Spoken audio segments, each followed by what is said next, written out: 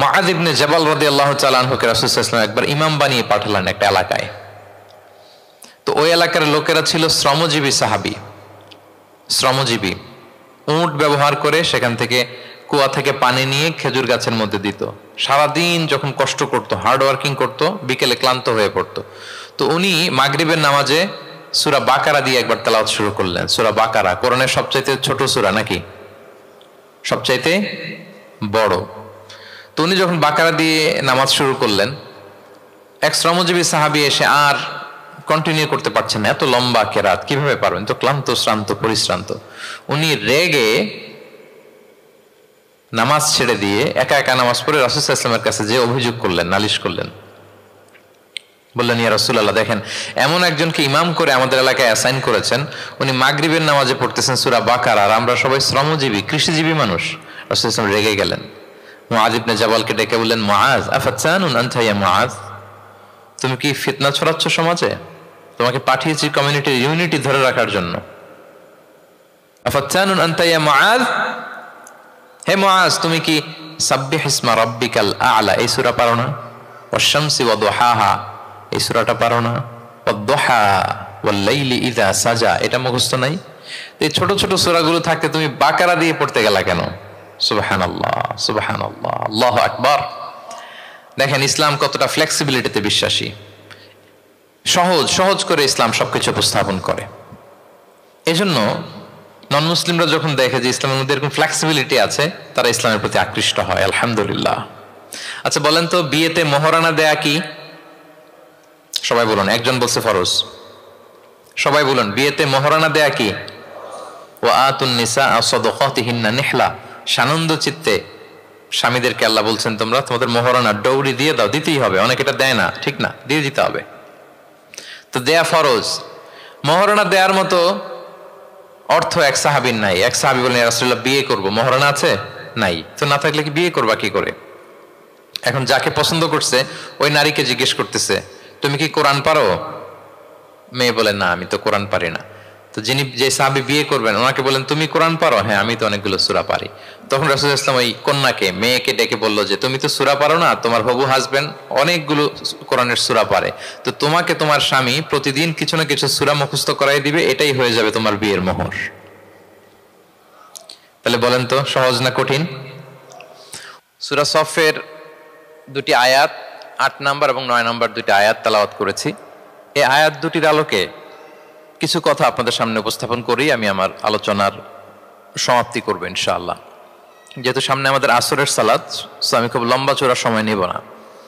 আয়াত দুটিতে আল্লাহ তাআলা বলছেন যে যারা ইসলামকে পছন্দ করে না, যারা ইসলাম বিরোধী শক্তি, যারা ইসলামের ধ্বংস চায়, তারা চায় তাদের মুখের ফুৎকারে ইসলামের আলোকে তারা নিভিয়ে দিবে। কিন্তু আল্লাহর ফায়সালা হচ্ছে আল্লাহ তার দিনকে, দিনের জ্যোতিকে পূর্ণরূপে বিকশিত করবেন, যদিও এটা কাফেররা অপছন্দ করে। সুবহানাল্লাহ। এবং তিনি আল্লাহ তাআলা রাসূলকে প্রেরণ করেছেন হেদায়েত দিয়ে আর সত্য ধর্ম দিয়ে, দিনে হক দিয়ে, যাতে করে মানব রচিত যত ধর্ম আছে, মতবাদ আছে, সব কিছুর কবর রচনা করে এগুলোর উপরে আল্লাহ তাআলা দিন ইসলামকে বিজয়ী করতে পারেন, যদিও এটা মুশরিকদের কাছে খুব অসহনীয়। তাহলে এই আয়াত দুটি থেকে আমরা বুঝতে পারলাম যে ইসলামের বিজয় অবশ্যম্ভাবী। এই পৃথিবীতে ইসলামের বিজয়, অগ্রগতি, অগ্রযাত্রা কেউ ঠেকিয়ে রাখতে পারবে না। কিন্তু ইসলাম বিরোধীরা চায় ইসলামের অগ্রযাত্রাকে তারা নিভিয়ে দিবে, ইসলামের জ্যোতিকে মুখের ফুৎকারে নিভিয়ে দিবে। আওয়াজ করে বলেন তো, কাফিররা, ইসলাম বিরোধীরা মুখের ফুৎকারে আল্লাহর এই দিনের জ্যোতি বা আলোকে কি কখনো নিভাতে পারবে? বলেন, কোশ্চিনকালেও পারবে না। তারা নানা ষড়যন্ত্র করে, তারা নানা ধরনের চক্রান্ত করে, কূটকৌশল করে, আমাদেরকে আমাদের ভূমি থেকে উচ্ছেদ করে, আমাদের ভূখণ্ডে বোমা নিক্ষেপ করে, নানা ধরনের ষড়যন্ত্রের ছক এঁকে আমাদের নওজওয়ানদেরকে শহীদ করে, গ্লোবাল সমুদ ফ্লোটিলার মতো নৌবহরকে আটকে দিয়ে ওরা ভাবে যে ওরা ইসলামের বিজয়কে ঠেকায় ফেলবে। আসলে কি পারবে? না। আল্লাহ বলেন, আমি ইসলামের জ্যোতিকে পূর্ণরূপে বিকশিত করব। আল্লাহু আকবার। এটাকে কেউ ঠেকাতে পারবে না। তাহলে ইসলামের বিজয় অবশ্যম্ভাবী। এটা হচ্ছে আজকের আমার আলোচনার টপিক, যে ইসলামের বিজয় এটা অবশ্যম্ভাবী, অ্যাবসলিউটলি অ্যাবসলিউট, এটা হবেই। এটাকে কেউ ঠেকাতে পারবে না। ওয়াদাটা কার বলেন তো? সবাই একটু আওয়াজ করে বলুন, ওয়াদা কার? এটা আল্লাহর ওয়াদা যে আল্লাহ তাআলা তার জমিনে তার দিনকে তিনি বিজয়ী করবেন, ডমিনেন্ট করবেন, পাওয়ারফুল করবেন। পৃথিবীর কোনো শক্তি ইসলামের এই বিজয়কে, অগ্রযাত্রাকে আটকাতে পারবে না। ইসলামের বিজয় সুনিশ্চিত। ইসলাম বিজয়ী হবেই, আপনাকে নিয়ে বা আপনাকে ছাড়া, আমাকে নিয়ে কিংবা আমাকে ছাড়া। আই রিপিট, আমি আবারও বলছি, ইসলামের বিজয় হবেই হবে, আপনাকে সহ বা আপনাকে ছাড়া, আমাকে সহ বা আমাকে ছাড়া, বিজয় হবেই। সো আমি যদি এই মহাবিজয়ের একটা অংশীজন হতে পারি, এটা আমার জন্য লাক। কি বলেন? এই বিজয়ের পার্ট যদি আমি হতে পারি, এই ভিক্টরির একটা পার্ট যদি, অংশ যদি হতে পারি, তো এটা আমার জন্য ব্লেসিংস, আমার সৌভাগ্য। ঠিক কিনা বলেন? এখন বলেন, আমরা সেই সৌভাগ্যের অধিকারী হতে চাই কি চাই না? হতে চাই না সবাই? আল্লাহ তাআলা কবুল করুক, আমরা পড়ি আমিন। তাহলে আল্লাহর ওয়াদা, ইসলামের বিজয় হবেই হবে, সুনিশ্চিত, কোনো সন্দেহ নাই। কেউ এই বিজয়কে ঠেকাতে পারবে না। ইসলামের বিজয় হবে আমাকে নিয়ে বা আমাকে ছাড়া, আপনাকে নিয়ে বা আপনাকে ছাড়া, বিজয় হবেই। তবে আমরা যদি লেগে থাকতে পারি, এটা আমাদের জন্য সৌভাগ্যের। এবং আমরা যদি দেখি আল্লাহ রাসূল সাল্লাল্লাহু আলাইহি ওয়া আলিহি ওয়াসাল্লাম, তিনিও এরকম ভবিষ্যৎবাণী তিনি করে গিয়েছেন যে ইসলামের বিজয় অবশ্যম্ভাবী। মুসনাদে আহমদ ইবনে হাম্বলের হাদিস, তিনি বলেন, লা ইয়াবলুগান্না হাযাল আমরু মা বালাগাল লাইলু ওয়ান নাহার ওয়ালা ইয়াতরুকুল্লাহু বাইতা ওয়াবার ওয়ালা মাদার ইল্লা আদখালাহুল্লাহু হাযাদ দ্বীন। এই দিন ইসলাম, এই লা ইলাহা ইল্লাল্লাহর বাণী পৌঁছে যাবে গোটা বিশ্বব্যাপী। যেখানে দিন হয়, রাত হয়, দিন রাত্রির আবর্তন পৃথিবীর যেখানে ঘটে, সেখানেই কালেমার বাণীকে পৌঁছে দিবে কে? এই পৃথিবীতে এমন কোনো কাঁচা পাকা ঘর থাকবে না যে এই ঘরে লা ইলাহার বাণী পৌঁছাবে না। সুবহানাল্লাহ। পৃথিবীতে এমন কোনো জায়গা থাকবে না, এটা হোক মরুভূমি, হোক জঙ্গল, হতে পারে পাহাড়, হতে পারে কোনো আদিবাসী নৃগোষ্ঠী থাকে, পৃথিবীর এমন কোনো জায়গা থাকবে না যেখানে লা ইলাহার বাণী পৌঁছাবে না, পৌঁছে যাবে। সহিহ মুসলিমের আরেক বর্ণনায় আল্লাহ রাসূল সাল্লাল্লাহু আলাইহি ওয়া আলিহি ওয়াসাল্লাম তিনি বলেন, ইন্নাল্লাহা যাওয়ালি আল আরবা ফারাআইতু মাশারিকাহা ওয়া মাগারিবাহা ওয়া ইন্না মুলকা উম্মতি সায়াবলুগু মা যুবিয়া লি মিনহা। তিনি বলেন, আল্লাহ তাআলা গোটা বিশ্বটাকে ছোট করে একটা রেপ্লিকা বানিয়ে আমার চোখের সামনে তুলে ধরেছেন। আমি পৃথিবীর প্রাচ্য পাশ্চাত্য সবটুকুন দেখেছি, আর আমি যদ্দূর দেখেছি ঠিক তদ্দূর কালেমার বাণী পৌঁছে যাবে। সুবহানাল্লাহ পড়বেন না? তার মানে গোটা বিশ্বব্যাপী ইসলামের সুমহান বাণীকে পৌঁছে দিবে কে? আল্লাহ পৌঁছে দিবেন। আল্লাহর ওয়াদা আর নবী আলাইহিস সালামের ভবিষ্যৎবাণী। তো ইসলামের এই বিজয়ের অংশী যেন আমরা হতে পারি, আল্লাহ আমাদেরকে তৌফিক দান করুক। আপনি যদি বর্তমান পৃথিবীর দিকে তাকান, তাহলে দেখবেন যে ইসলামের বিরুদ্ধে এত ষড়যন্ত্র, এত কনস্পাইরেসি, এত অত্যাচার, অপারেশন, এত কিছুর পরেও ইসলাম হচ্ছে world's fastest growing religion right now. পৃথিবীর সবচাইতে গ্রোয়িং রিলিজিয়ান হচ্ছে ইসলাম, সবচাইতে। আপনি দেখেন, জরিপ চালিয়ে একটু খোঁজ খবর নিয়ে দেখেন, সারা ওয়ার্ল্ডে দ্য ফাস্টেস্ট গ্রোয়িং রিলিজিয়ান হচ্ছে ইসলাম। সবচাইতে বাড়ন্ত, যেই ধর্মের ভেতরে মানুষ বানের পানির মতো প্রবেশ করছে, সেই ধর্মটার নাম কি? ইসলাম।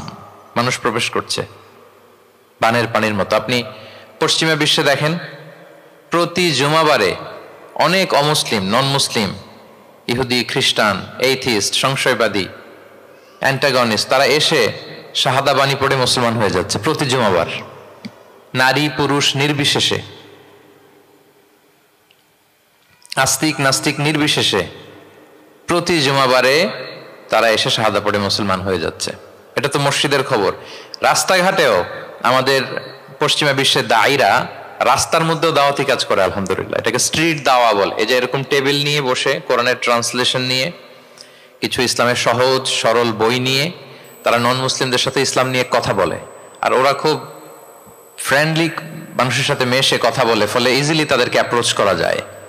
তো তাদেরকে অনেকে জিজ্ঞেস করে যে তোমার ধর্ম কি, তোমার বাবার ধর্ম কি, what do you think about life after death, মৃত্যুর পরের জীবন নিয়ে তোমার ভাবনা কি, তোমার দাদা কোথায় গেল, তোমার বাবা কোথায়, তো চলে গেছে, তুমিও কোথায় যাবা। এইভাবে যখন জিজ্ঞেস করে নন মুসলিমদেরকে, তাদেরকে যখন ভাবাতে ভাবাতে ইসলামের বাণীগুলো যখন তাদের সামনে পেশ করে, তারা যখন কনভিন্সড হয়, অনেক খ্রিস্টিয়ান, অনেক জুইশ, অনেক নন মুসলিম ওই রাস্তার ওই দাওয়া কাজের মধ্যে, স্ট্রিট দাওয়াতে ওইখানেই ঘোষণা দেয় আশহাদু আল্লা ইলাহা ইল্লাল্লাহ ওয়া আশহাদু আন্না মুহাম্মাদান আবদুহু ওয়া রাসূলুহু। রাস্তায় আধা ঘন্টা দাওয়া কাজের মধ্যেই ওরা কনভিন্সড হয়ে মুসলমান হয়ে যায়। হ্যাঁ, ওয়ার্ল্ডস ফাস্টেস্ট গ্রোয়িং রিলিজিয়ন। গোটা বিশ্বব্যাপী এভাবে ইসলামকে আল্লাহ তাআলা ছড়িয়ে দিচ্ছেন, গোটা বিশ্বব্যাপী ছড়ায় যাচ্ছে। কেউ এর অগ্রগতিকে থামায় রাখতে পারবে না, অসম্ভব। দেন কোশ্চেন হচ্ছে, এত এত ধর্ম থাকতে, এত এত ডক্ট্রিন থাকতে, মতভেদ থাকতে ইসলামের গ্রোথ এত বেশি কেন? গোটা বিশ্বতে দেখি মুসলমানরা মার খায়, ফিলিস্তিনে মার খাচ্ছে, আরাকানে মার খাচ্ছে, কাশ্মীরে মার খাচ্ছে, সব জায়গায় আমরা অপ্রেসড। তারপরেও মানুষের এত অ্যাট্রাকশন কেন ইসলামের প্রতি? ইসলাম থেকে তো মানুষ ভয়ে ভাগার কথা ছিল। ইসলামোফোব যেভাবে তারা ডিজাইন করেছে ওয়ার্ল্ড ওয়াইড, ইসলামের ব্যাপারে একটা ভীতি যেভাবে আন্তর্জাতিকভাবে ছড়িয়ে দেওয়া হয়েছে, এখন তো ইসলাম থেকে দূরে যাওয়ার কথা ছিল, কি বলেন? কিন্তু তার বিপরীতে বানের পানির মতো মানুষ ইসলাম ধর্মে ঢুকছে, লা ইলাহা পড়ে তারা সৌভাগ্যবান হচ্ছে। এর কারণটাকে আজকে আমরা এই কারণটা উদ্ধার করবার চেষ্টা করব, যে কেন হওয়ার কথা ছিল ইসলামের কথা শুনলে মানুষ ভয় পাবে না, সে নন মুসলিমরাই ইসলামের সুশীতল সুমহান বাণীর নিচে আশ্রয় নিচ্ছে। এর কারণটা কি? এই কারণগুলো আজকে আমরা বলবো। যে সমস্ত কারণে ইসলামের এই জয় জয়কার, যে সমস্ত কারণে অমুসলিমরা ইসলামের প্রতি অ্যাট্রাক্টেড হচ্ছে, যে সমস্ত কারণে মানুষ অন্য ধর্ম ছেড়ে মুসলিম হওয়ার জন্য পাগল পাড়া, এই কারণগুলো আজকে আমরা একটু অ্যানালাইসিস করব। এর মধ্যে এক নাম্বার কারণ হচ্ছে, আমার সুপ্রিয় দক্ষিণ কোরিয়া প্রবাসী ভাইয়েরা, এক নাম্বার কারণ হচ্ছে ইসলাম বা ইসলামী যে মতবাদ, এটা হচ্ছে ভেরি ন্যাচারাল। আমাদের ধর্মটা হচ্ছে ভেরি ন্যাচারাল রিলিজন। এটা খুবই স্বভাবজাত, খুবই স্বভাবজাত, রুচিসম্মত আর কি, পরিবেশ সম্মত, স্বাস্থ্যসম্মত, রুচিসম্মত, স্বভাবজাত। এটা মানতে, শুনতে, বুঝতে খুব সহজ। এটা আমাদের জীবনের সাথে খুব যায়। আরবিতে এটাকে বলে দিনুল ফিতরা। কি বলে? দিনুল ফিতরা, মানে এটা ফিতরাতের ধর্ম। এই ধর্মের উপরই মানুষকে আল্লাহ তাআলা তৈরি করেছেন। এটা যখন সুন্দরভাবে কারোর সামনে প্রেজেন্ট করা হয়, এটা তার কাছে এলিয়েন মনে হয় না, বরং বেশ আপন মনে হয়। এর কারণ হচ্ছে রুহের জগতে আমরা এরকম একটা কনফারেন্সে জয়েন করেছিলাম।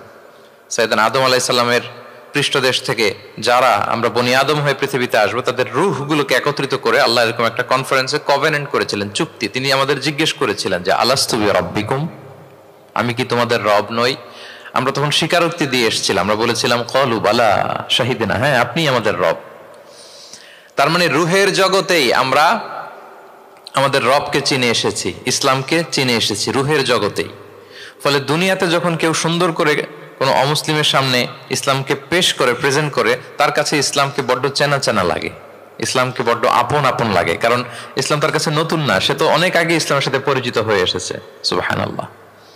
রুহের জগতেই সে ইসলামকে চিনে এসেছে, ইসলামের সাথে একটা ইন্টারাকশন তার রুহের জগতেই ছিল। ফলে দুনিয়াতে যখন চমৎকার ভাবে কারোর সামনে ইসলামকে প্রেজেন্ট করা হয়, ইসলামকে তার কাছে অপরিচিত লাগে না, এলিয়েন মনে হয় না, বরং বড্ড আপন আপন লাগে তার কাছে ইসলামকে। ফলে সহজে সে ইসলামকে গ্রহণ করতে পারে। তাহলে এটাকে বলা হয় ফিতরাত।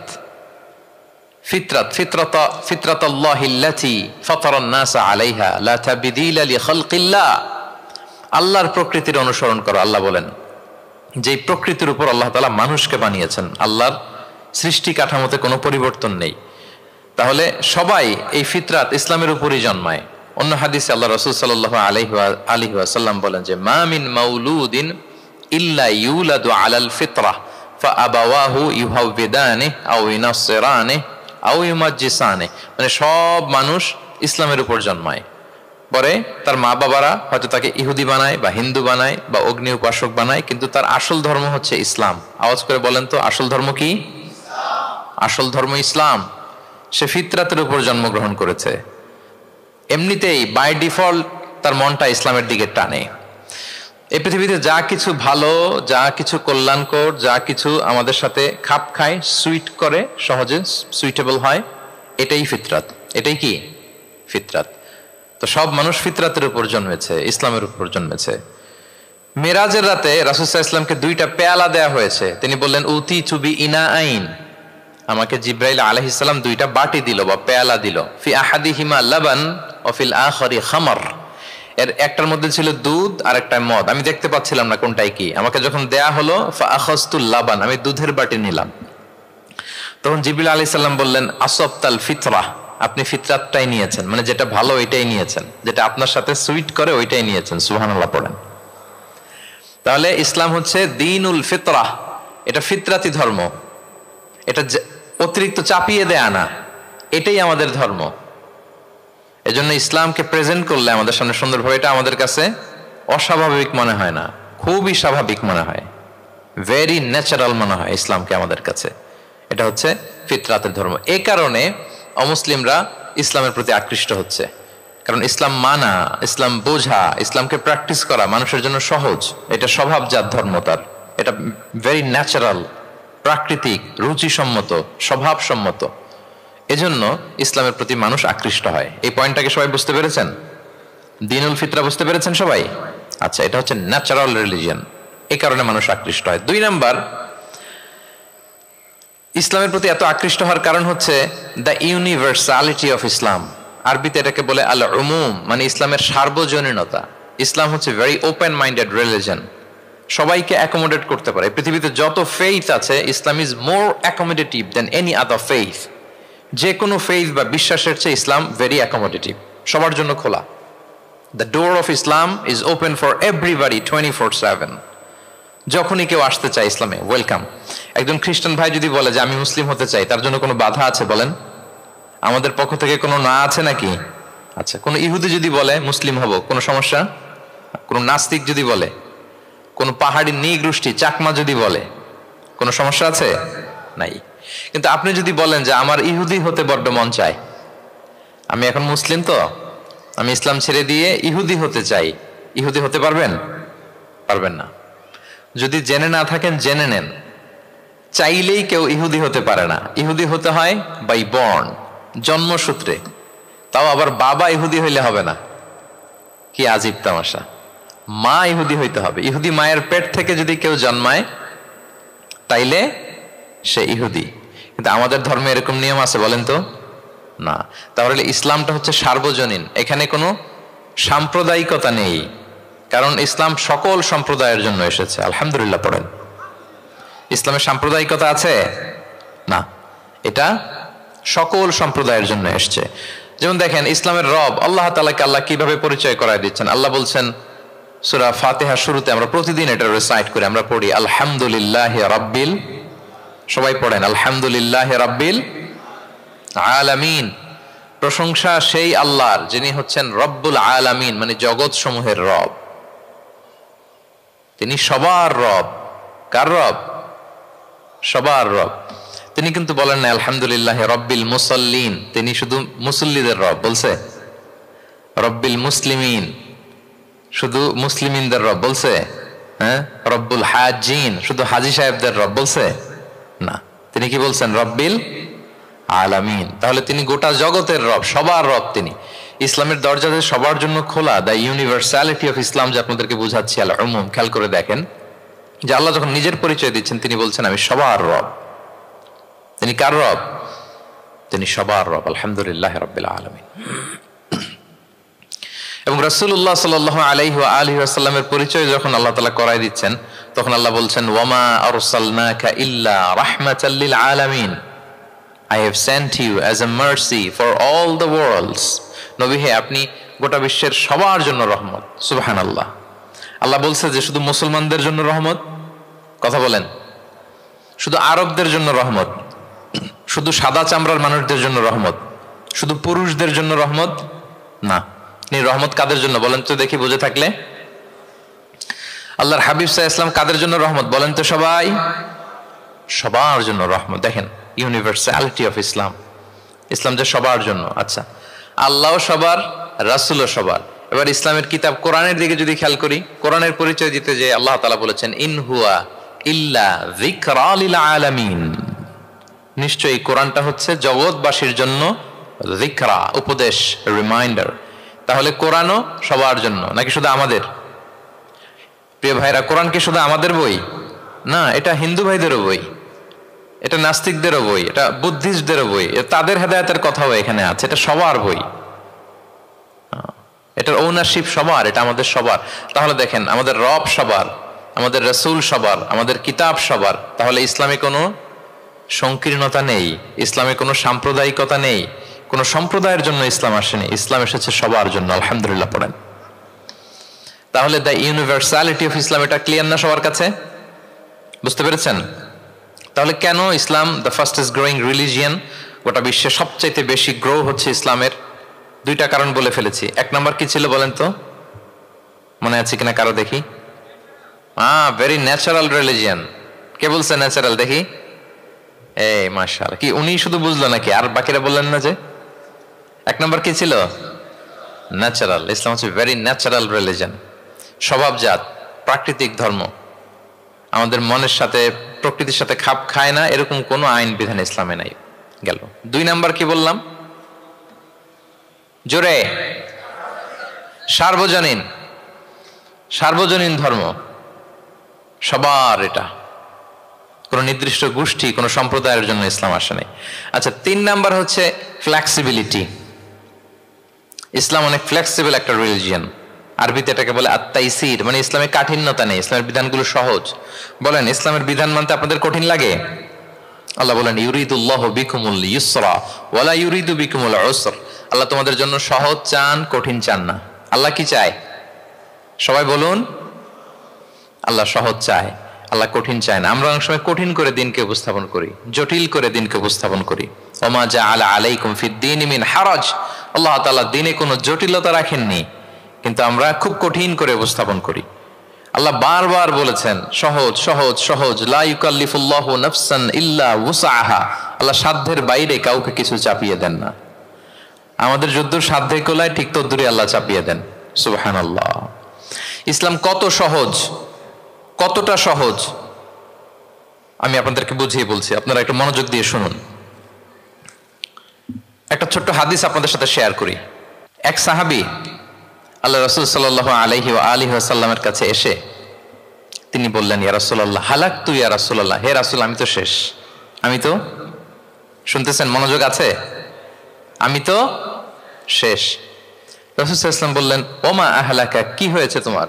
তো সে বলে, ওয়াকাআতু আলা ইমরাআতি ফি রমাদান, আমি তো রমজান মাসে দিনের বেলায় আমার স্ত্রীর সাথে মেলামেশা করে ফেলছি, একেবারে ফাইনাল মেলামেশা, আমার সিমেন আউট হয়ে গেছে বডি থেকে। এজন্য সে অস্থির হয়ে রাসূল সাল্লাল্লাহু আলাইহি ওয়াসাল্লামের কাছে আসেন, ইয়া রাসূলুল্লাহ আমি তো শেষ, আমারে বাঁচান, আমারে বাঁচান। কি হয়েছে? বলে, দিনের বেলায় রমজানে স্ত্রীর সাথে মেলামেশা, ইন্টিমেসি নিষেধ, আমি তো ইন্টিমেসিতে চলে গেছি, আমার কি হবে, আমারে বাঁচান। তো আপনারা জানেন যে ইচ্ছাকৃত যদি কেউ রোজা ভাঙে, আমি আপনাদেরকে বোঝাচ্ছি হচ্ছে ফ্লেক্সিবিলিটি, ইসলাম যে কতটা ফ্লেক্সিবল এটা আগে মাথায় রাখেন, যে what is the essence of flexibility in Islam, কতটা ফ্লেক্সিবল ইসলামের নিয়ম কানুন আর তাইসির। ইচ্ছা করে যদি কেউ রোজা ভাঙে, তার বিধান হচ্ছে তার কাজাও করতে হবে, কাফফারাও দিতে হবে। কাজা মানে একটা রোজার জন্য আরেকটা রোজা, আর কাফফারা হচ্ছে হয় তাকে একটা দাস আজাদ করতে হবে, অথবা তাকে 60টা রোজা রাখতে হবে টানা, অথবা 60 জন মিসকিনকে খাওয়াতে হবে। তো সে যখন এসে বললো, ইয়া রাসূলুল্লাহ আমাকে বাঁচান, কি করবো আমি? রাসূল সাল্লাল্লাহু আলাইহি ওয়াসাল্লাম বললেন, আচ্ছা ঠিক আছে, তুমি এই কাজ করে ফেলছো, তোমার তো পেনাল্টি হয়েছে। তো পেনাল্টি কি? তো বলে যে, রাসূল সাল্লাল্লাহু আলাইহি ওয়াসাল্লাম বললেন যে তুমি একটা দাস আজাদ করে দাও। বলে, ইয়া রাসূলুল্লাহ এই সক্ষমতা আমার নাই, আমি দাস আজাদ করবো কোত্থেকে? আচ্ছা, এটা পারবা না, তো তাহলে টানা 60টা রোজা রাখো কাফফারা হিসেবে, টানা 60 দিন রোজা রাখতে হবে, রমজান চলে যাওয়ার পরে 60 দিন রোজা, এটা রাখো। বলে, ইয়া রাসূলুল্লাহ এটাও পারবো না, আমি টানা 60 দিন রোজা আমি রাখতে পারবো না। আচ্ছা, এটাও যদি না পারো, তাহলে তুমি 60 জন মিসকিনকে খাবার খাইয়ে দাও। এবার সে বলে, ইয়া রাসূলুল্লাহ খাবারও খাওয়াতে পারবো না আমি, এই সামর্থ্য নাই। কি বিপদ! দাস আজাদ এটাও পারবা না, টানা 60টা রোজা এটাও পারবা না, 60 জন মিসকিনকে খাবার দিবা তাও পারবা না। তো কি আর করা, বসো, এক পাশে বসো। বসে আছেন, উনি অন্যান্য কাজ সারতেছেন। হঠাৎ এক ঝুড়ি খেজুর রাসূল সাল্লাল্লাহু আলাইহি ওয়াসাল্লামের কাছে আসলো, এক ঝুড়ি সাদাকার খেজুর আসলো। আসার পর রাসূল সাল্লাল্লাহু আলাইহি ওয়াসাল্লাম বললেন, ওই লোকটা কই যে এই কাজ করে ফেলছে? তাকে নিয়ে আসা হলো। রাসূল সাল্লাল্লাহু আলাইহি ওয়াসাল্লাম বললেন, যাও, দাসও আজাদ করতে পারবা না, 60টা রোজাও রাখতে পারবা না, 60 জন মিসকিনকে খাবারও দিতে পারবো না, তাহলে এক ঝুড়ি খেজুর আমার দরবারে আসছে, চ্যারিটির সাদাকার খেজুর, যাও এগুলো গরিবদের মাঝে বিতরণ করে দাও। তাসাদ্দাক বিহা ফিল মাদিনা, মদিনায় বিতরণ করে দাও। এবার সে বলে আলা আফকারা মিন্না ইয়া রাসূলুল্লাহ, ইয়া রাসূলুল্লাহ আমার চেয়ে গরিব কাউকে দিতে হবে? রাসূল ইসলাম বললেন হ্যাঁ গরিব কাউকে দিবা। বলতেছে এই পুরো মদিনাতে আমার চেয়ে গরিব আর কেউ নাই। কি বিপদ, তোমার চেয়ে গরিব আর কেউ নাই? বলতেছে আমি সবচাইতে মদিনায় গরিব। বলতেছে তাহলে কি আর করবো, যাও তুমিই খাও, নিয়ে যাও বাসায়, তুমি আর তোমার ফ্যামিলির সবাই মিলে এটা খাও। চিন্তা করেন, আসছিল পেনাল্টি দিতে, নিয়ে গেল এক ঝুড়ি, কথা বোঝা নাই, নিয়ে গেল এক ঝুড়ি খেজুর। দেখেন what is the flexibility of Islam. ইসলাম কতটা ফ্লেক্সিবল, মানুষের সুবিধা অসুবিধাকে ইসলাম কতটা গুরুত্ব দেয়। আমরা ইসলামকে বোঝানোর ক্ষেত্রে, এক্সপ্লেইন করার ক্ষেত্রে এগুলো মাথায় রাখি না। তাহলে ইসলামের এই যে ফ্লেক্সিবিলিটি যখন কোনো নন মুসলিম দেখে, এই হাদিস যদি কোনো নন মুসলিম পড়ে, আপনি বলেন সে কি আর অন্য ধর্মে থাকতে পারবে? যে একটা ধর্ম এত ফ্লেক্সিবল হয় কি করে, এত ফ্লেক্সিবল। এভাবে আপনি যদি দেখেন যে রাসূল সাল্লাল্লাহু আলাইহি ওয়াসাল্লাম খুব সহজ করে দ্বীন ইসলামকে উপস্থাপন করেছেন। কাউকে যখন তিনি কোনো দায়িত্ব দিয়ে কোথাও পাঠাতেন, তখন তিনি একটা বিখ্যাত কথা বলে দিতেন। সবসময় বলতেন যে বাশশিরু ওয়ালা তুনাফিরু, ইয়াসসিরু ওয়ালা তুআসসিরু। তোমরা মানুষকে সুসংবাদ দাও দ্বীনের ব্যাপারে, মানুষকে ভয় দেখিও না, দ্বীন থেকে ভাগিও না। ইয়াসসিরু, তোমরা দ্বীনকে সহজ করে প্রেজেন্ট করো, ইসলামকে জটিল করে মানুষের সামনে কখনো প্রেজেন্ট করো না। ফ্লেক্সিবিলিটি। আল্লাহ রাসূল সাল্লাল্লাহু আলাইহি ওয়া আলিহি ওয়াসাল্লাম তিনি একবার মসজিদে নববীতে বসা, এক বেদুইন আসলেন। বেদুইন নোমাডিক গায়, বেদুইন যার মধ্যে সভ্যতার ছোঁয়া লাগেনি। তো সে মসজিদে ঢুকেই উঠে চড়ে আসলেন, উটটাকে মসজিদের পিলারের মধ্যে বেঁধে রাসূল সাল্লাল্লাহু আলাইহি ওয়াসাল্লামকে সালামও দিচ্ছে না। কি দিচ্ছে না? সালামও দিচ্ছে না, কথাও বলতেছে না। মসজিদে ঢুকে পিলারের মধ্যে উটটাকে বেঁধে 2 রাকাত নামাজ পড়া শুরু করছে। 2 রাকাত নামাজের পরে দোয়া করতেছে। কি দোয়া জানেন? দোয়ায় বলতেছে আল্লাহুম্মা আরহামনি ওয়া মুহাম্মাদা ওয়ালা তারহাম মা'ানা আহাদা। মানে আল্লাহ তুমি শুধু আমাকে রহম করো আর মুহাম্মদ সাল্লাল্লাহু আলাইহি ওয়াসাল্লামকে রহম করো, আমাদের দুইজনের সাথে আর কাউরে তুমি রহম করো না। বেদুইন হলে যা হয়, তার যে এটিকেটস অফ দোয়া, দোয়ার যে আদব, অন্যের জন্য দোয়া করলে যে নিজের লাভ এটা ভুলে গেছে। আপনারা এটা জানেন তো যে অন্যের জন্য দোয়া করলে লাভ? জানেন আপনি যদি এক ভাইয়ের জন্য দোয়া করেন যে আল্লাহ সে অসুস্থ, তুমি তাকে সুস্থ করে দাও, ফেরেশতারা বলতে থাকে আল্লাহ যিনি এই দোয়াটা করলেন তার কোনো অসুস্থতা থাকলে আগে তুমি তাকে সুস্থ করে দাও। ধরেন যে আপনার এক ভাই দারিদ্রের কষাঘাতে জর্জরিত, টাকা পয়সা না, আপনি দোয়া করলেন যে আল্লাহ আমার ভাইটা আর্থিক সমস্যায় আছে, তার আর্থিক সমস্যা দূর করে দাও। ফেরেশতারা দোয়া করে আল্লাহ যিনি দোয়া করলো তার যদি আর্থিক সমস্যা থাকে তুমি আগে তার আর্থিক সমস্যা দূর করে দাও। সুবহানাল্লাহ সুবহানাল্লাহ বিহামদি। তো এক লোক এই হাদিসের ফজিলত শুনে ইফতারির পূর্ব মুহূর্তে, যেহেতু দোয়া কবুল হয়, তার ওয়াইফ ইফতারি তৈরি করতেছে, এই হাদিসের ফজিলত শুনে এক লোক তার বন্ধুর জন্য দোয়া করতেছে যে আল্লাহ আমার বন্ধুটার তো এখনো বিয়ে হয় নাই, তুমি সুন্দরী রূপবতী একটা স্ত্রীর ব্যবস্থা করে দাও আল্লাহ আমার বন্ধুর। এই দোয়া শুনে তার স্ত্রী তো রেগে মেগে আগুন, সেই ইফতারি রেখে দিয়ে এসে বলে এই এত বড় সাহস, কি দোয়া করো এসব উল্টাপাল্টা। স্বামী বলে কি দোয়া উল্টাপাল্টা, কি দোয়া করলাম, আমি তোমার বন্ধুর জন্য দোয়া করছি যে আল্লাহ তারে তুমি রূপবতী সুন্দরী স্ত্রীর ব্যবস্থা করে দাও। তো ওয়াইফ বলে এই তুমি কি মনে করছো আমি হাদিসটা জানি না যে অন্যের জন্য ভালো কোনো দোয়া করলে আগে এটা নিজের জন্য কবুল হয়? সুবহানাল্লাহ। দেখেন ইসলামের বিধান কত সুন্দর। আপনি অন্যের কল্যাণ কামনা করলে এটা, এই কল্যাণ ফিরে আপনার দিকে আসে আগে। সুবহানাল্লাহ।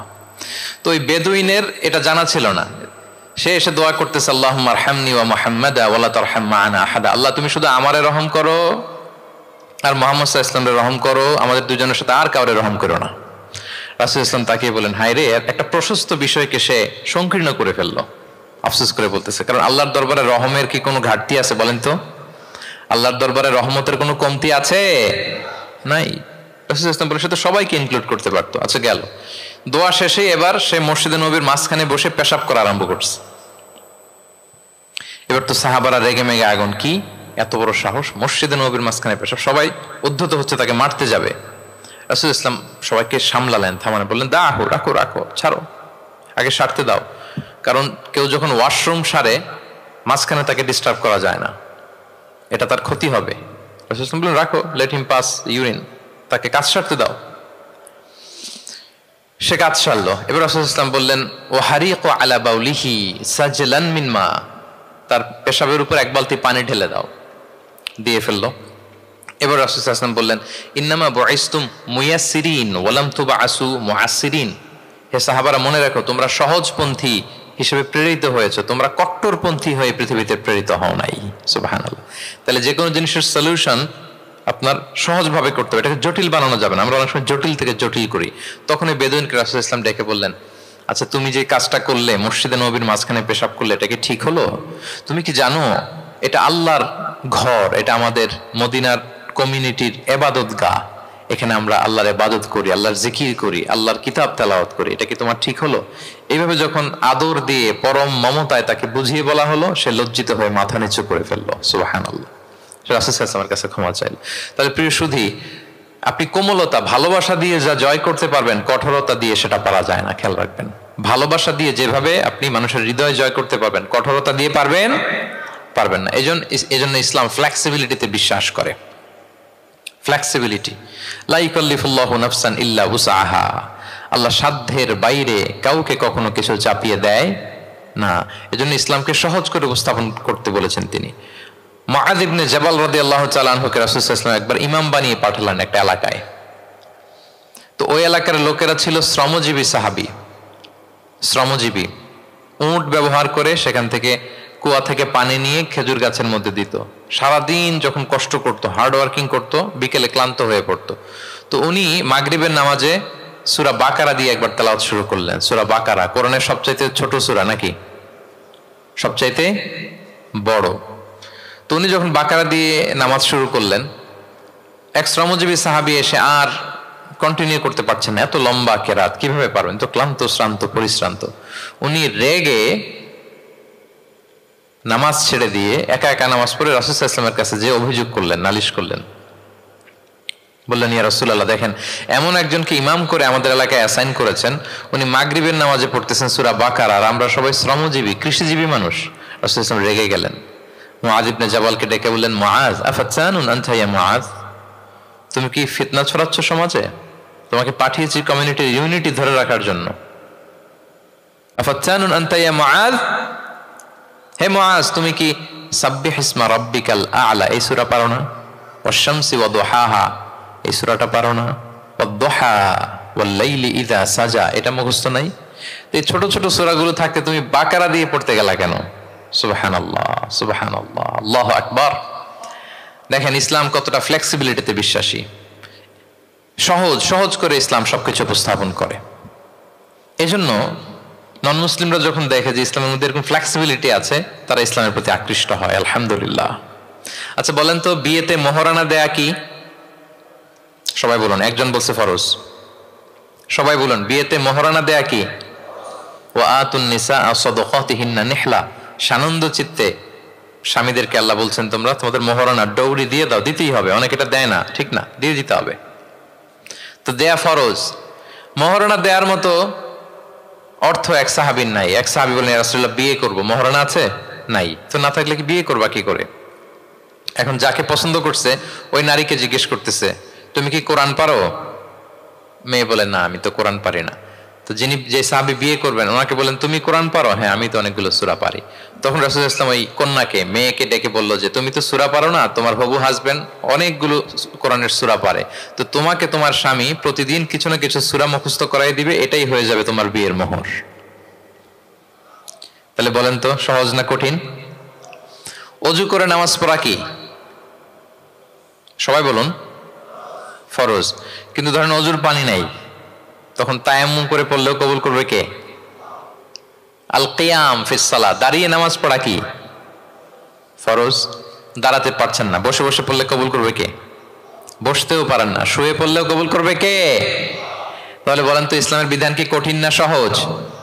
ফ্লেক্সিবিলিটি আর তাইসির।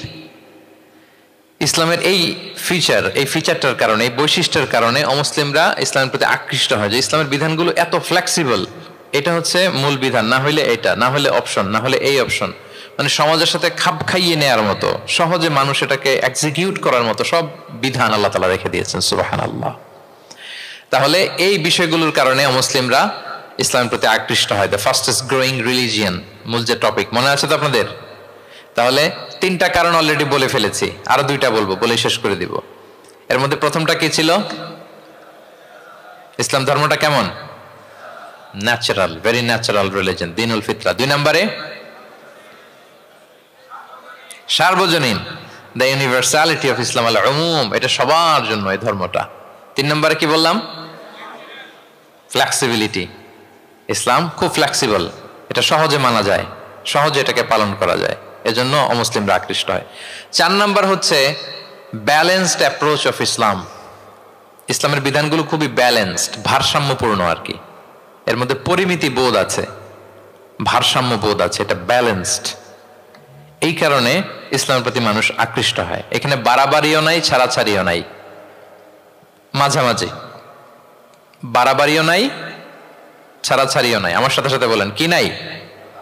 বাড়াবাড়িও নাই, আর কি নাই? ছাড়াছাড়িও নাই, বরং মাঝামাঝি, ব্যালেন্সড অ্যাপ্রোচ। ইসলামের সবকিছু দেখবেন ব্যালেন্সড। وَكَذَلِكَ جَعَلْنَاكُمْ أُمَّةً وَسَطًا لِتَكُونُوا شُهَدَاءَ عَلَى النَّاسِ وَيَكُونَ الرَّسُولُ عَلَيْكُمْ شَهِيدًا।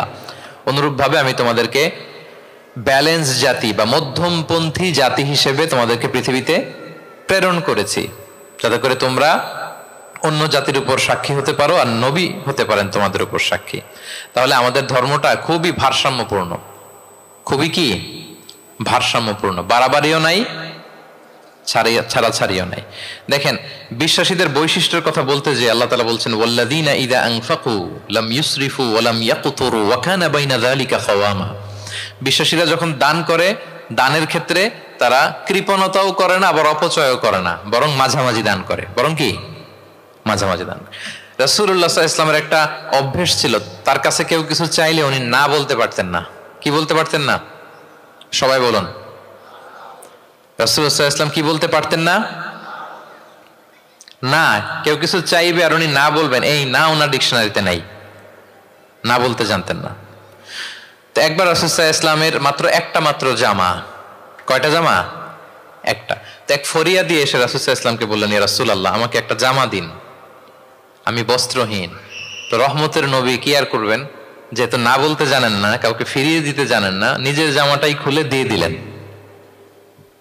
সুবহানাল্লাহ। এখন ওনার গায়ে তো জামা নাই, আছে? উনি জামাহীন অবস্থায় ঘরে বসে আছেন। আল্লাহ তাআলা আয়াত নাযিল করলেন, ওয়াল্লাযীনা ইযা আনফাকু লাম ইউসরিফু ওয়া লাম ইয়াকতুরু ওয়া কানা বাইনা যালিকা কাওয়ামা। বিশ্বাসীরা যখন দান করে, তারা কৃপণতাও করে না, আবার বাড়াবাড়িও করে না, মাঝামাঝি থাকে, মধ্যম পন্থা। মানে বুঝাতে চাইলেন, আল্লাহ তাআলা এই কথা দিয়ে বুঝাতে চাইলেন, নবী হে, জামা যদি দুটো থাকতো তাহলে না হয় একটা দিতেন, দুটো যদি থাকতো একটা দিতেন, এখন ছিল কয়টা? এটাই যখন দিয়ে দিয়েছেন, এখন আপনি পড়বেন কি? সুবহানাল্লাহ বিহামদি। ভারসাম্য শিখালেন আল্লাহ। তাহলে ইসলাম হচ্ছে ভারসাম্যের ধর্ম, ব্যালেন্সড রিলিজিয়ান, বাড়াবাড়িও নাই, ছাড়াছাড়িও নাই। সাহাবাদের মনের মধ্যে একবার কৌতূহল জাগলো যে রাসূল সাল্লাল্লাহু আলাইহি ওয়াসাল্লাম রাত্রিবেলা কি আমল করে, দিনের বেলা কি আমল করে, ওনার ব্যক্তিগত আমলগুলো কেমন, একটু দেখে আসি। তো ওনার খোঁজ লাগালেন। খোঁজ লাগিয়ে যা পেলেন তাদের খুব একটা মনোপুত হলো না। ওনারা ভাবলেন যে রাসূল সাল্লাল্লাহু আলাইহি ওয়াসাল্লাম হয়তো আরো বেশি আমল করেন, কিন্তু ওনাদের কাছে মনে হলো যে কিছুটা বোধহয় কমই হয়ে যাচ্ছে। তো একজন বলল, আরে রাসূল সাল্লাল্লাহু আলাইহি ওয়াসাল্লামের তো আগের পরের সব গুনাহ মাফ, গফিরা লাহু মা তাকাদ্দামা মিন যামবিহি ওয়া মা তাআখার।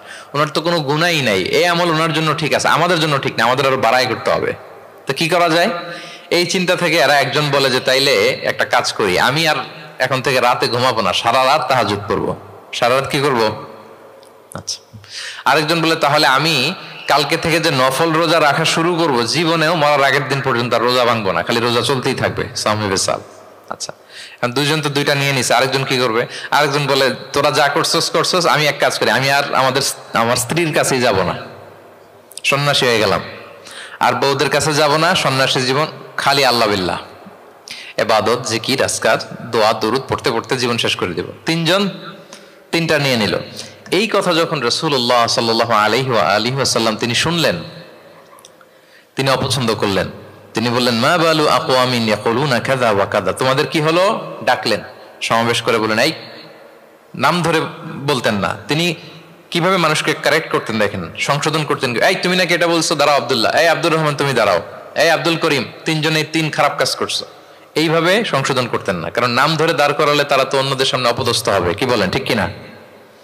নাম না ধরে তাদের কাজ নিয়ে বললেন যে মা বালু আকওয়ামিন ইয়াফআলুনা কাযা ওয়া কাযা, মা বালু আকওয়ামিন ইয়াকুলুনা কাযা ওয়া কাযা। আচ্ছা, তোমাদের মধ্যে কয়েকজন নাকি এই কাজের ঘোষণা দিছো, তোমাদের মধ্যে কয়েকজন, তাহলে যেই তিনজন দিছে এরা তো বুঝে ফেলছে যেগুলো আমাদেরকেই বলতেছে, ঠিক কিনা বলেন?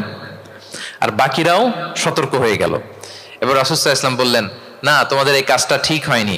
ইন্নী লা আখশাকুম লিল্লাহি ওয়া আতকাকুম লাহু, তোমাদের মধ্যে আমি নবী সবচেয়ে বেশি আল্লাহকে ভয় করি, আমি সবচেয়ে বড় মুত্তাকি। কই, আমি তো রাতে ঘুমাই আবার তাহাজ্জুদ পড়ি, কিছু সময় ঘুমাই কিছু সময় তাহাজ্জুদ পড়ি। এই ভারসাম্য রেখে জীবন চালাতে আমার তো তাকওয়ার কোনো ক্ষতি হয় না। আমি তো স্ত্রীদের সাথে মিশি, আমার তো কোনো সমস্যা হয় না। আমি মাঝে মাঝে নফল রোজা রাখি সোম বৃহস্পতি, বাকি দিনগুলোতে দিনের বেলা আমি খাই। কই, এই ভারসাম্যপূর্ণ জীবন আচরণে আমি নবী হয়ে তো আমার কোনো সমস্যা হয় না, তোমাদের তো সমস্যা কোথায়? সুবহানাল্লাহ। তাহলে রাসূল সাল্লাল্লাহু আলাইহি ওয়াসাল্লামের চাইতে যদি কেউ বড় মুত্তাকি হতে চায়, হতে পারবে বলেন তো? না। সেই নবী রাতে কখনো নির্ঘুম থাকতেন না, only accept the last 10 days of Ramadan. রমাদানের শেষ 10 রাতে রাসূল সাল্লাল্লাহু আলাইহি ওয়াসাল্লাম ঘুমাতেন না।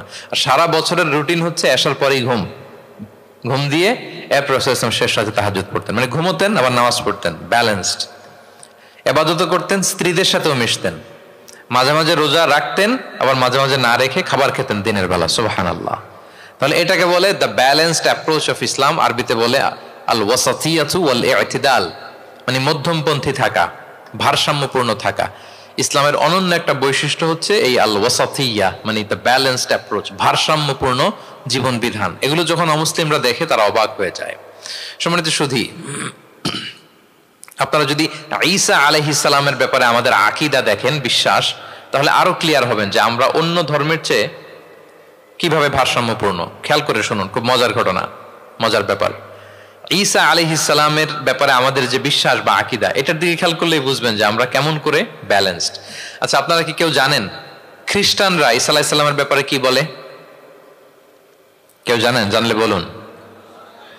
আল্লাহর, নাউযুবিল্লাহি মিন যালিক, ওনারা ঈসা আলাইহিস সালামকে বলে আল্লাহর ছেলে, the son of God, Jesus Christ is the son of God, আল্লাহর ছেলে, নাউযুবিল্লাহ। তাহলে দেখেন ওনার সম্মান বাড়াইতে বাড়াইতে কোথায় নিছে? খোদার চেয়ারে নিয়ে বসাইছে, তাই না?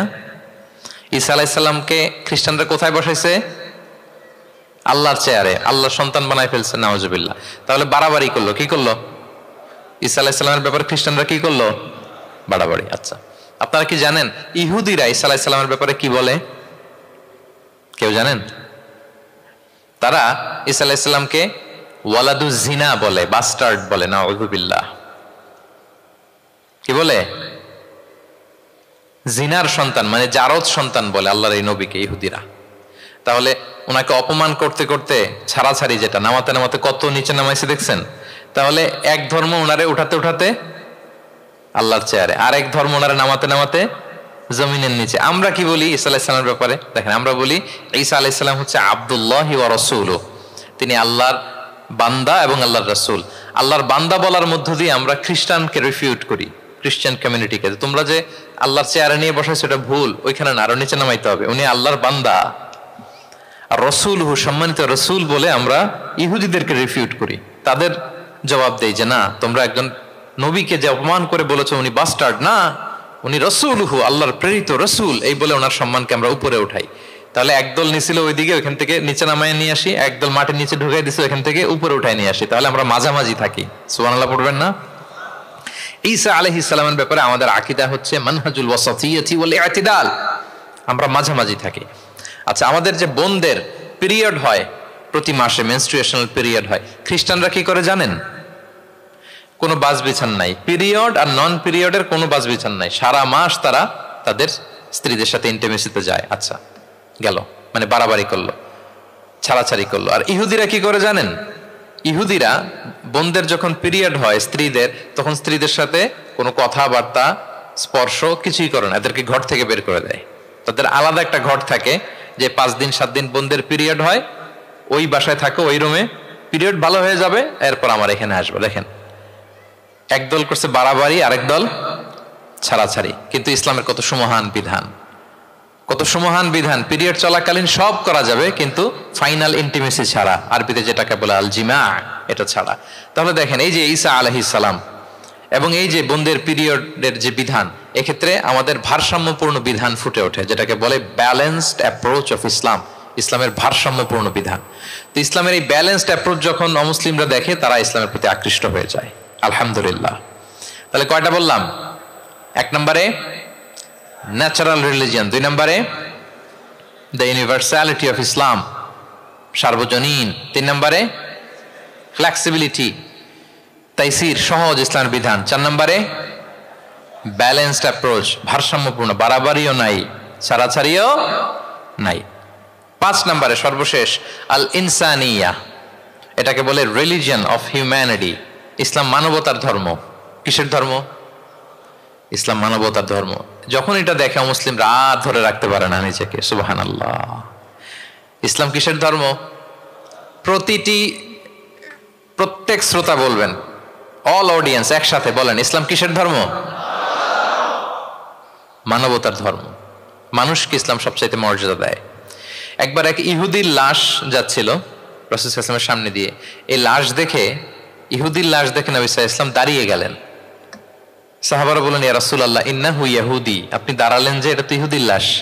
রাসূল সাল্লাল্লাহু আলাইহি ওয়াসাল্লাম বললেন, আওয়ালাইসাত নাফসান, এটা কি মানুষ না? সুবহানাল্লাহ পড়বেন না? আওয়ালাইসাত নাফসান, হোক না ইহুদি, হোক না খ্রিস্টান, হোক না মাজুসি অগ্নি উপাসক, সে তো মানুষ। তাকে মানুষ হিসেবে কনসিডার করে তাকে সম্মান দিতে যে আমি দাঁড়িয়েছি। সুবহানাল্লাহ বিহামদি। তাহলে মানবতাকে ইসলাম গুরুত্ব দেয়, মানুষকে ইসলাম কি করে? গুরুত্ব দেয়। আল্লাহ বলেন, ওয়ালাকাদ কাররামনা বানি আদম, I have dignified the status of the sons of Adam. আমি বনি আদমের স্ট্যাটাসকে বাড়িয়েছি, মর্যাদাকে বাড়িয়েছি। মানুষ মাত্রই তার সম্মান আছে না নাই? দেখেন, আল্লাহ আমাদেরকে এত সম্মানিত করেছেন, ঈমান আনার ব্যাপারে আমাদেরকে কোনো জোর জবরদস্তি করেন নাই, স্বাধীনতা দিয়েছেন। আমরা ফ্রি টু অ্যাকসেপ্ট ইসলাম। ফামান শাআ ফালইউমিন ওয়া মান শাআ ফালইয়াকফুর, যে চাইবে ঈমান আনবে, না চাইলে সে কুফরি করবে। তবে জেনে রাখো, ঈমান আনলে ফলাফল জান্নাত, আর কুফরি করলে পরিণাম জাহান্নাম। কিন্তু জোর করবো না আমি, লা ইকরাহা ফিদ্দীন, দ্বীনে জবরদস্তি নাই, বাড়াবাড়ি নাই, নো কম্পালশন ইন ইসলাম।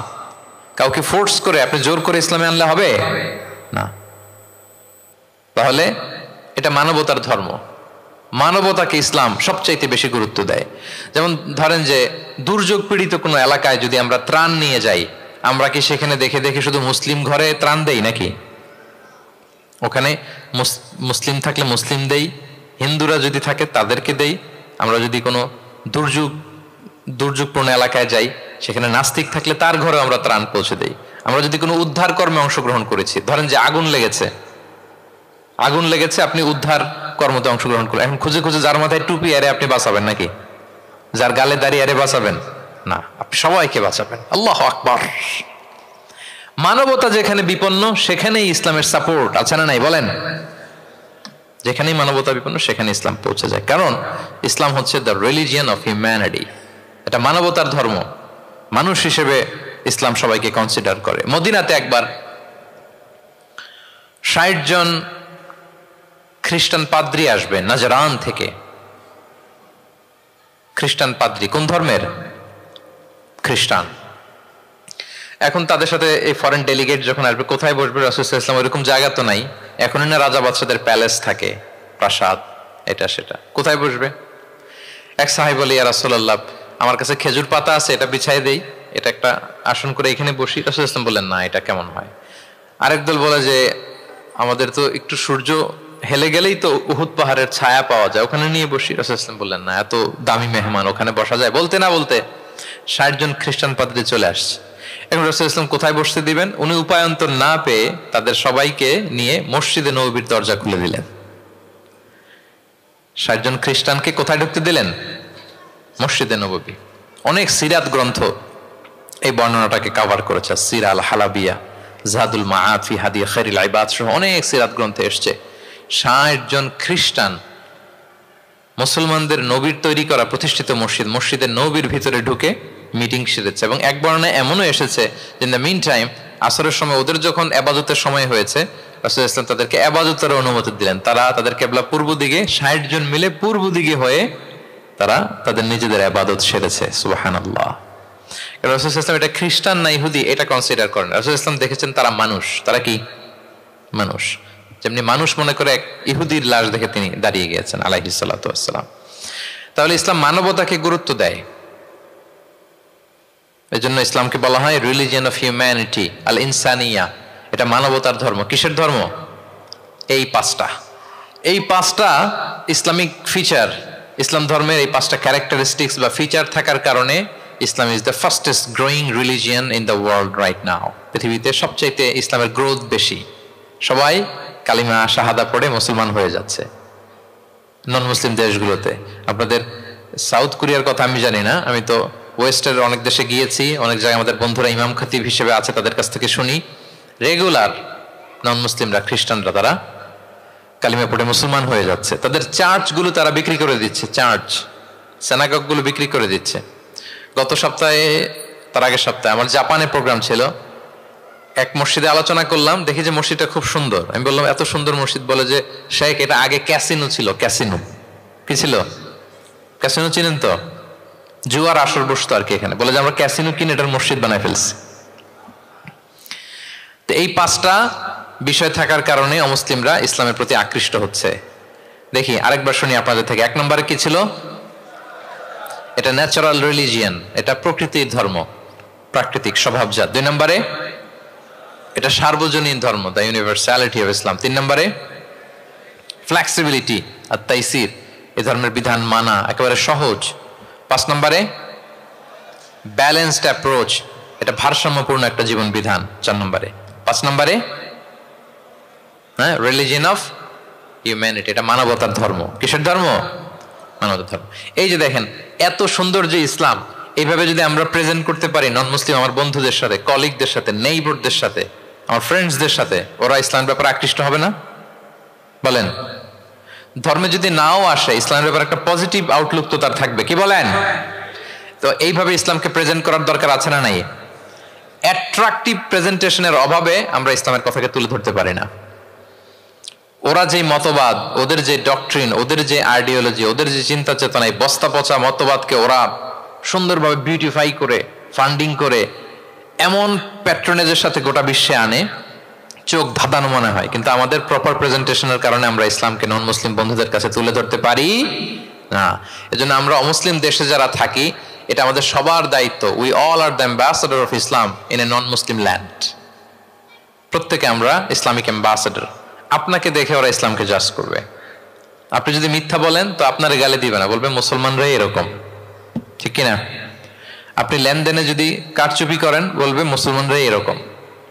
এজন্য আপনাকে অ্যাম্বাসেডরের ভূমিকা পালন করতে হবে নন মুসলিম দেশে। এবং নন মুসলিম দেশে স্থায়ীভাবে যদি কেউ থাকতে হয়, তার দাওয়াতের নিয়তে থাকতে হবে। It's a must, I repeat. অমুসলিম দেশে ব্যবসা করতে যাবেন অস্থায়ীভাবে, ওকে। চাকরি, ওকে। চিকিৎসা পারপাস, ওকে। পড়াশোনা, ওকে।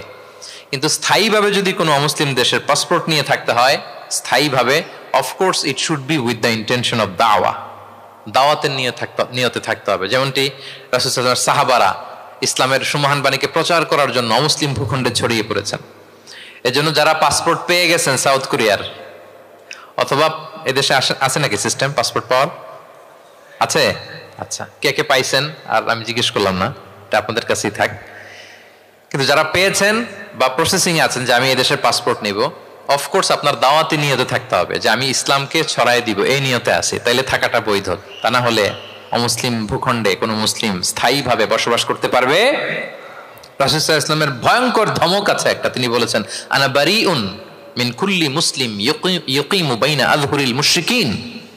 আমি ওই প্রত্যেক মুসলমান থেকে আমি বারি, তার কোনো দায়ভার আমার নাই যে অমুসলিম ভূখণ্ডে মুশরিকদের সাথে থাকে। হ্যাঁ, গভীর হুঁশিয়ারি, সতর্কবার্তা, ওয়ার্নিং। কিন্তু যদি আপনি উইথ দ্য ইন্টেনশন অফ দাওয়াতে নিয়তে থাকেন যে এখানে আমি একটা মসজিদ করব, মসজিদের সাথে লেগে থাকবো, আমার বুদ্ধিস্ট প্রতিবেশীর কাছে আমি ইসলামের সুমহান বাণী পৌঁছে দেব, আমার কলিগদেরকে বুঝাবো দেখো ইসলাম খুব ফ্লেক্সিবল, এটা ন্যাচারাল রিলিজিয়ান, এটা মানবতার ধর্ম, এটা এমন এমন, এইভাবে আমি বুঝাবো, এই নিয়তে যদি আপনি থাকেন তাহলে আপনি এই দেশে স্থায়ীভাবে থাকতে পারবেন। কথা কি বুঝতে পেরেছেন? এখন অন্যকে ইসলাম বুঝাইতে হলে তো আগে নিজের মানতে হবে নাকি? কথা বলেন। আপনি ইসলামের দাওয়া দিবেন, এখন আপনি নিজেই ইসলাম মানে না, তাহলে হবে? আগে নিজের মানতে হবে, কি বলেন? আগে নিজের ইসলামকে কি করতে হবে? মানতে হবে। আমার প্রিয় ভাইয়েরা, Islam is our identity, Islam is our honour. আমাদের সম্মান হচ্ছে ইসলামে। উমর ফারুক রাদিয়াল্লাহু তাআলা আনহু বলতেন, নাহনু কওমুন আ'আজ্জানাল্লাহু বিল ইসলাম। আমরা এমন জাতি যে জাতিকে আল্লাহ তাআলা ইসলাম দিয়ে সম্মানিত করেছে। ফাইনি বিতাগাইনাল ইজ্জাতা বিগাইরিহি আযাল্লানাল্লাহ। ইসলাম ছাড়া অন্য কোথাও যদি আমরা সম্মান তালাশ করি তাহলে আমাদেরকে অপদস্থ করে ছাড়বেন কে? একটাই মনোনীত ধর্ম আল্লাহ তাআলার কাছে, সেটা হচ্ছে ইসলাম। আওয়াজ করে বলুন, সেটা কি? ইন্নাদ দীনা ইনদাল্লাহিল ইসলাম। একমাত্র আল্লাহর কাছে accepted only one religion to Allah, সেটা হচ্ছে ইসলাম। ওমাই ইয়াবতাগি গায়রাল ইসলামি দীনান ফালান ইউকবালা মিনহু ওয়া হুয়া ফিল আখিরাতি মিনাল খাসিরিন।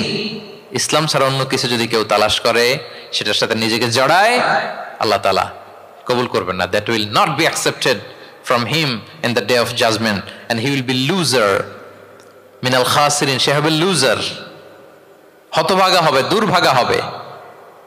তাহলে আমরা যেন ইসলামকে আমাদের শেকড় হিসেবে কনসিডার করি, আমাদের ছেলে মেয়েদেরকে যেন ইসলামী তারবিয়ার উপর আমরা গড়ে তুলি, এবং ইসলামকে যেন আমরা ভেতর থেকে সবাই লালন করি, ধারণ করি, এবং ইসলামের সুমহান বাণীকে যেন আমরা পৌঁছে দেই সবাই অন্যদের কাছে। রাজি আছেন তো সবাই?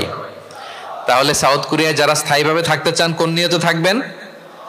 দাওয়াতের নিয়তে। We all should be a living দাঈ। আমরা লিভিং দাঈ হয়ে থাকবো। আমাদেরকে দেখলে, আমার চলনে বলনে কথনে, আমার ডিলিংস দেখেই যেন এই এত ভালো মানুষ, আরে এটাই তো সুন্দর, এটাই তো ইসলাম।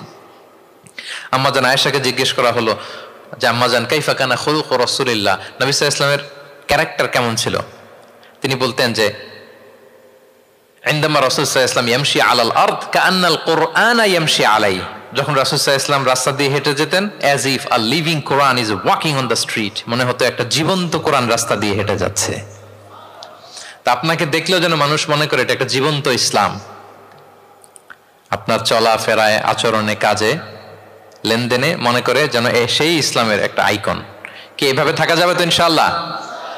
ইসলামকে আমাদের জীবনে, পরিবারের, সমাজে আমরা পরিপূর্ণভাবে মানতে রাজি আছি তো? ছেলে মেয়েদেরকে ইসলামের উপর অটুট রাখতে সবাই রাজি আছি? আল্লাহ তাআলা আমাদের সবাইকে কথাগুলো বোঝার, আমল করার তৌফিক দান করুক। ইসলামের এই বিজয়ে যেন আমরাও শামিল হতে পারি। কোনো অমুসলিমের, নন মুসলিমের, ষড়যন্ত্রকারীদের রক্তচক্ষু ইসলামের অগ্রযাত্রাকে ঠেকায় রাখতে পারবে না। আল্লাহ তার দিনের জ্যোতিকে পূর্ণরূপে বিকশিত করবেন, এবং দিনের বিজয়ের এই মহা সমারোহে আমরা যেন অংশীজন হতে পারি। আল্লাহ তাআলা আমাদের সবাইকে কথাগুলো বোঝার ও আমল করার তৌফিক দান করুক। হাযা মা ইনদি ওয়াল ইলমু ইনদাল্লাহি আলাইহি তাওয়াক্কালতু ওয়া ইলাইহি উনীব। দীর্ঘ প্রায় 1 ঘন্টা খুব মনোযোগ দিয়ে আপনারা এই টপিকের উপর আলোচনা শুনলেন। আপনাদের সবাইকে আবারও ধন্যবাদ জানাই। আজকের প্রোগ্রামের অর্গানাইজিং কমিটি যারা আছে তাদেরকে অন্তরের অন্তঃস্থল থেকে শুভেচ্ছা জানিয়ে, ভবিষ্যতে আবারও হয়তো আপনাদের সাথে কোথাও দেখা হয়ে যাবে সেই প্রত্যাশা রেখে এখানেই শেষ করছি। আসসালামু আলাইকুম ওয়া রাহমাতুল্লাহি ওয়া বারাকাতুহু।